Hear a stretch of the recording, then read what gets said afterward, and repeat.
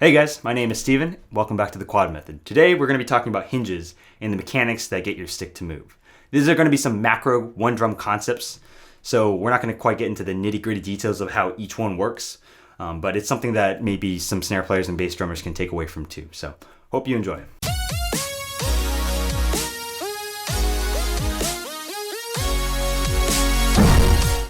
So we have three main hinges when we drum, and we're going to start with the most important one and the most used one, which is our wrist.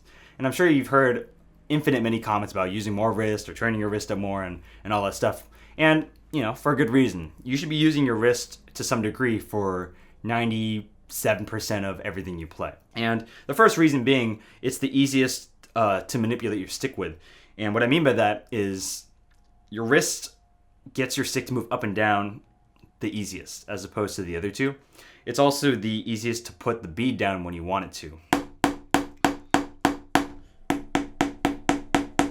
The wrist allows a full range of motion and allows you to be very meticulous with how you put, or when you put the bead into the head, which allows for articulation, especially with tap stuff.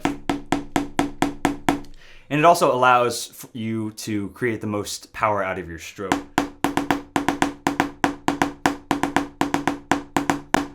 And for all those reasons combined, your wrist is definitely the best muscle to be using, or the best hinge to be using for generally everything you play.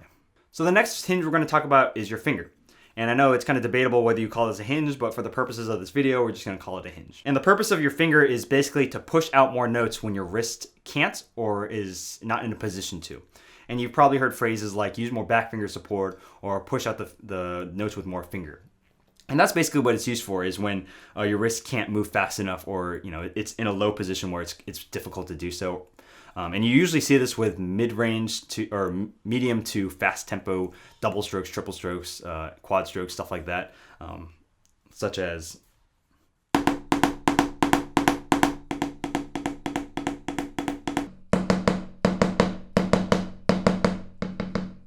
And that's an example of when your wrist can't move fast enough. An example of when your wrist is not in a position to is maybe you're coming out of a downstroke and you need to push out three notes really fast, and your wrist isn't really at the right height to do so, and there's not enough time to prep.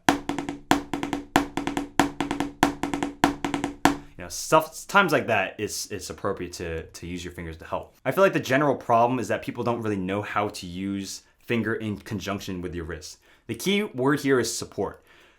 The fingers are only meant to support the wrist. You should be initiating every attack with the wrist for the reason that, the wrist is the best hinge to articulate from.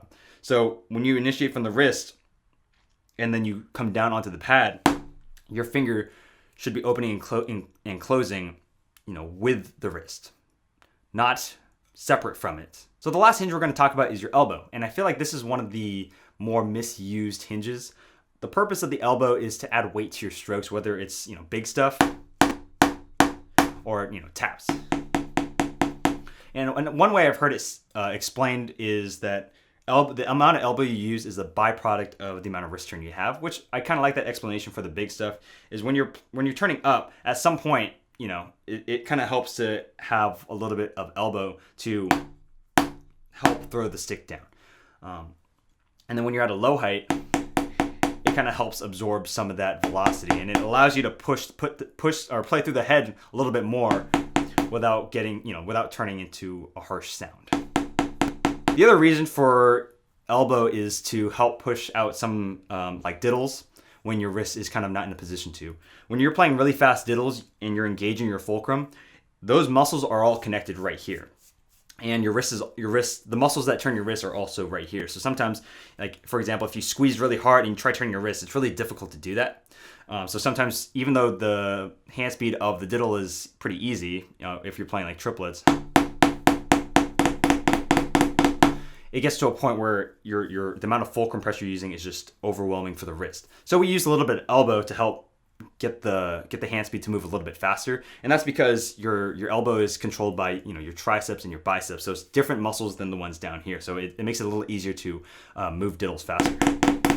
But I feel like a lot of people use this as a primary hinge when they initiate with the elbow. I wouldn't advise using this as a primary hinge, mostly because it's really hard to articulate from the elbow. It's using larger muscles, which are a lot harder to control, and you're talking about putting notes down at the exact right millisecond. And if you're using something that has less control like this, it's really hard. It's harder to do. It's also harder to get more velocity out of because you're using these larger muscles. It requires a lot more work to throw the stick into the head rather than just using your wrist and rotating from this point down here.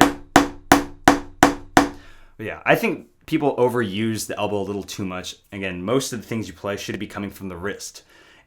The faster stuff supported by the finger and a little bit of weight with the elbow, or to help push out fast diddles. So how do we use all these three hinges in conjunction with each other? Well, regardless of what you're playing, you should be using each of these to some extent. You can use percentages if you want. I've heard that used. I don't think we need to overthink it.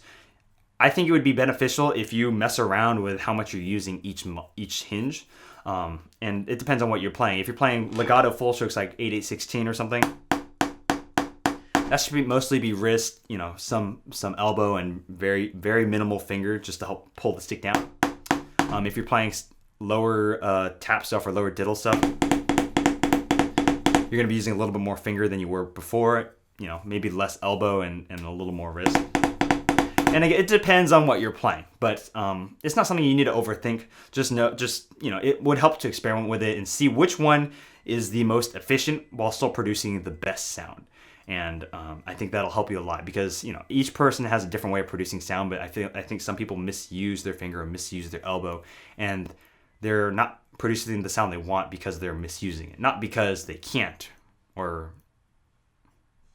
because they can't. But anyways, I hope that gives you a better perspective on what you're using to move the stick, and maybe some general advice on how to play stuff better by using each hinge differently, more or less than what you're currently doing. So I'll make more videos that go a little bit more in depth down the road, but I hope this helps. Thanks for watching. I'll see you in the next video.